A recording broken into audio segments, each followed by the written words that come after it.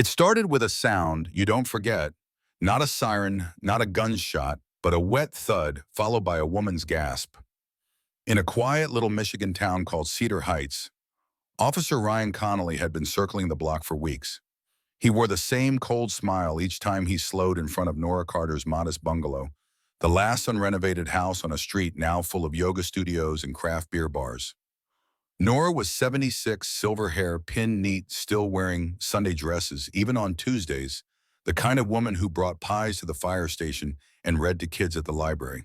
She had no idea the man in the cruiser saw her not as a neighbor but as prey. One rainy night he knocked. "Ma'am, routine wellness check reports of suspicious activity," he said, hand already on the doorframe. Nora tried to keep the chain on. "It's after 10, officer. I haven't seen anything." Connolly's voice hardened. "Ma'am, either you let me in voluntarily or I come back with a warrant and friends. Your choice." She felt the trap, but she also felt cornered. She unlatched the chain. He stepped inside, scanning every corner as if she were a suspect, not a citizen. "Lot of break-ins lately," he muttered, flipping through her photo frames. "That your son, big guy in uniform?" "Yes," Nora said quietly. "He's in the service." Connolly smirked. "Doesn't look like he's around much to protect you." By the time he reached the bedroom closet, Nora knew what he was after. The carved wooden box on the shelf holding her late husband's medals, her mother's wedding ring, and the savings she'd scraped together over decades. "That's private property," she protested, voice trembling. He opened it anyway. "Awful lot of cash to keep at home," he said, sliding bills into his jacket. When she grabbed his arm, his shove sent her flying. Her head struck the coffee table. A flash of white pain, then nothing. 3 states away, a man called Jonah Carter, codenamed Spectre, watched it all unfold on his tablet in real time. The motion sensor he'd hidden in that carved clock had sent him a silent alarm.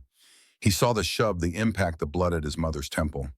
Years of combat and covert work had taught him to mask emotion, but his hand tightened on the tablet until the plastic cracked. "Family emergency," he said to his commander. It was the first time he'd ever asked for leave.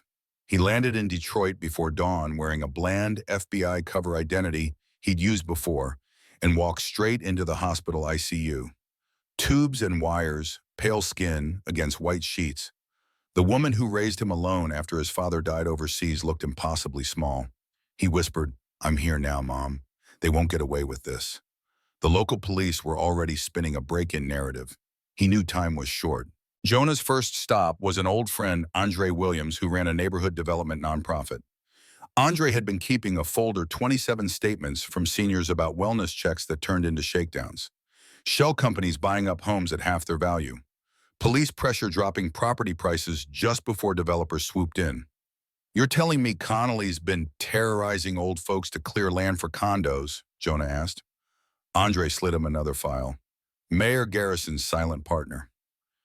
The chief covers the cop, the mayor covers the chief. We've been screaming into the void." At the precinct, a young detective named Rosa Medina had just been assigned Nora's home invasion. She saw broken glass on the outside of a window that was supposed to have been smashed from the outside. She saw Connolly's report. Neat, heroic, too neat. When Agent Jonah Carter showed up with calm questions and authentic credentials, she felt something she hadn't in months' hope. Quietly, she told him about Connolly's complaints that vanished the restricted personnel file, the mayor's fingerprints all over the property transfers. "Be careful," she warned. "They'll come after you, too." They did. That night, 3 men with suppressed pistols entered Jonah's hotel room. They moved like ex-cops, moonlighting as hitmen coordinated in silent. Jonah could have slipped out the fire escape. Instead, he stayed. 90 seconds later, all 3 were zip-tied with their own cuffs. He leaned close to the one still conscious. "Tell Connolly his message was received. And tell him, mine. I'm coming."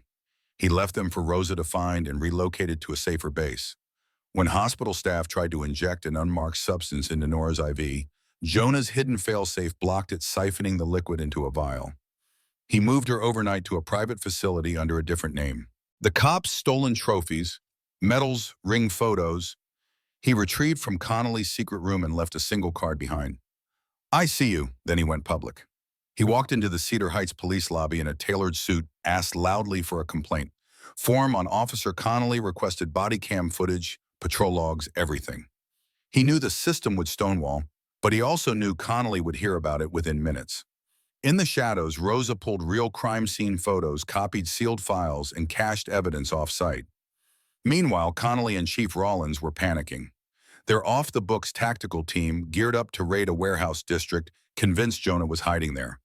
But Jonah had spoofed their comms, sending conflicting orders that splintered the team across empty buildings. While they chased ghosts, he slipped into Connolly's lakefront home and waited. The confrontation didn't happen in a courtroom. It happened at 3 a.m. Rain slick on the driveway, Connolly's SUV skidding to a stop when his security cameras showed motion detected. He entered weapon drawn, shouting, "You're trespassing on a cop's home." That's a death sentence anywhere, Jonah's voice came through hidden speakers from the trophy room. "Is that what you told my mother before you took her ring, before you shoved her to the floor?" Connolly stalked toward the open door. "Your mom had an accident during a break-in," he barked. "Unfortunate, but nothing to do with me." Jonah's laugh was low and cold. "Right now, everything you've said for weeks is uploading to secure servers. Every threat, every plan, even the chief's orders to finish her off. You're done, Ryan." Connolly lunged into the trophy room. Empty. A speaker on the table, a folder marked evidence. The office door clicked locked behind him. His phone buzzed with a video link, Chief Rollins in handcuffs, federal agents at his house. "The mayor's next," Jonah's voice said. "You can confess at the state police post, or wait for what happens when this goes public." "Your call," Connolly shouted back. "You take me down. Someone else steps in. Nothing changes." Jonah's reply was a whisper from the hallway. "Maybe, but it starts with you." Instead of surrendering, Connolly bolted for his car and took off toward a hunting cabin. He had cash, false IDs, a plan to run north. He didn't see the unmarked sedans shadowing him down the county roads. When the dirt track narrowed, Jonah forced him off the shoulder. Connolly jumped out, gun up, rain plastering his hair to his forehead. "Carter, you're making a mistake." "The mistake was touching my mother," Jonah answered from the trees. "Everything since has been inevitable." The cop fired blind into the dark. Jonah appeared behind him, disarming him in one motion, sending the pistol skidding into mud. Hand-to-hand, Connolly came at him like a cornered dog, police combat training on full display. Against Spectre, it meant nothing. Elbows, nerve strikes, sweeps. 90 seconds later, Connolly was on his knees, gasping, one arm limp. "You could have killed me," he spat. "Why didn't you?" Jonah crouched eye level. "Because this isn't revenge, it's accountability." He pulled out a small recorder. "This is your one move left. Tell the truth. The senior targeting, the developers, the mayor, everything." Connolly's laugh was cracked. "They'll kill me in prison." "Witness protection exists," Jonah said quietly. "And right now, the feds already have your bosses. You're the expendable one.